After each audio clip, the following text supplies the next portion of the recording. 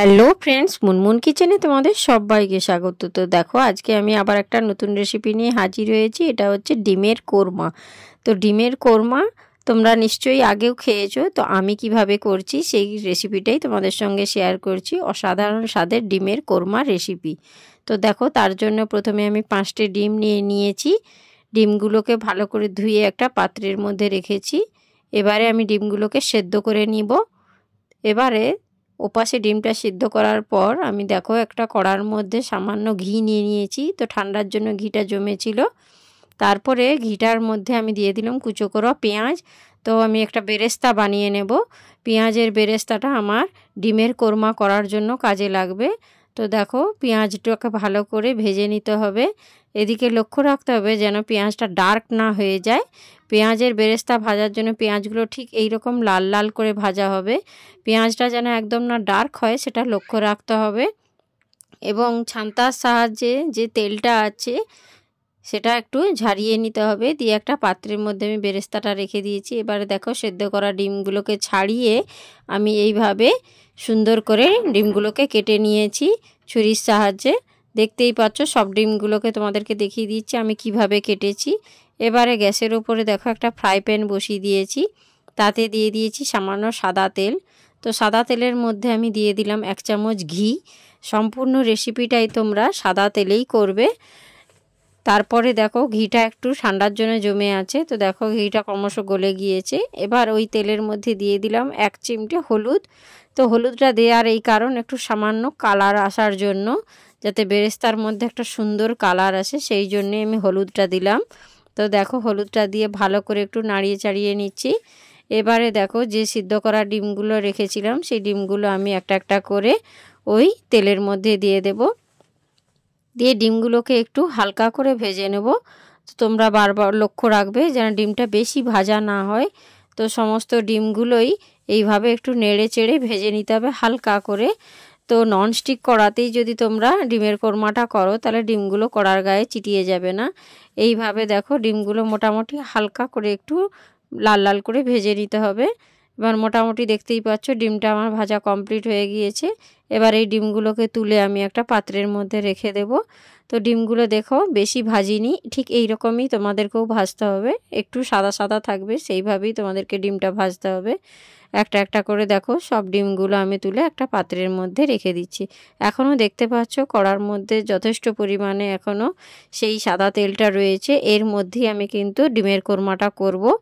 তো দেখো, এর মধ্যে প্রথমে আমি দিয়ে দিলাম 2টো শুকনো লঙ্কা, 3টে ছোটো এলাচ, 3টে লবঙ্গ এবং 2টো দারচিনি। এই শুকনো ফোড়নগুলোকে একটু ভালো করে আমি ভেজে নেব। এবারেই একটু লাল লাল করে ফোড়নগুলো ভেজে নেওয়ার পর এর মধ্যে দিয়ে দেব কুচো করে রাখা পেঁয়াজ। পেঁয়াজ কুচোটা দেওয়ার পর ভালো করে পেঁয়াজটাকে একটু ভেজে নিতে হবে। এই সময় কিন্তু গ্যাসের ফ্লেমটা একদম লো ফ্লেমে রাখতে হবে, নাহলে পেঁয়াজগুলো একদম ডার্ক হয়ে যেতে পারে। মোটামুটি ভালো করে দেখো, পেঁয়াজটা একটু লাল লাল করে ভাজা হয়ে গেলে ওর মধ্যে দিয়ে দিলাম স্বাদ মতো লবণ। কারণ লবণটা দিয়ে দিলে পেঁয়াজটা খুব তাড়াতাড়ি জ্বরে যায়, সেই জন্যই লবণটা দেওয়ার পর ভালো করে দেখো পেঁয়াজটাকে আমি একটু ভেজে নিয়েছি। এবারে এর মধ্যে দিয়ে দিলাম আদা আর রসুন বাটা। আদা রসুন বাটাটা আমি পেঁয়াজের মধ্যে দিয়ে ভালো করে একটু কষিয়ে নেব। সম্পূর্ণ রেসিপিটাই আমি কিন্তু তেলের মধ্যেই করব। মশলাগুলো কিন্তু আমি তেলের মধ্যেই ভেজে নিচ্ছি। এই রেসিপিটা করার জন্য তোমরা কিন্তু সাদা তেল আর ঘিটাই ব্যবহার করবে, এখানে কোনো সরষের তেল অ্যাড করবে না, তাহলে রেসিপিটা খুব একটা ভালো লাগবে না।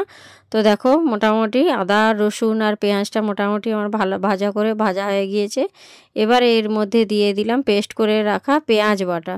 আমি মিক্সির মধ্যে কিছু পেঁয়াজকে একটু পেস্ট করে রেখেছিলাম, সেই পেস্ট করা পেঁয়াজ বাটাটাও ওর মধ্যে দিয়ে দিলাম। এবার পেঁয়াজ বাটাটাকেও দিয়ে একটু হাতে সময় নিয়ে কষিয়ে নিতে হবে, যাতে পেঁয়াজের একটা কাঁচা গন্ধ থাকে সেটা যাতে না থাকে। এইভাবে লো ফ্লেমে কিন্তু তোমাদেরকে মশলাটা কষতে হবে, নাহলে মশলাটা তলায় ধরে যাবে, তখন কিন্তু মোটেই খেতে ভালো লাগবে না। লো ফ্লেমে ভালো করে একটু নেড়ে ছেড়ে দেখো, আমি মশলাটাকে মোটামুটি ভেজে নিয়েছি।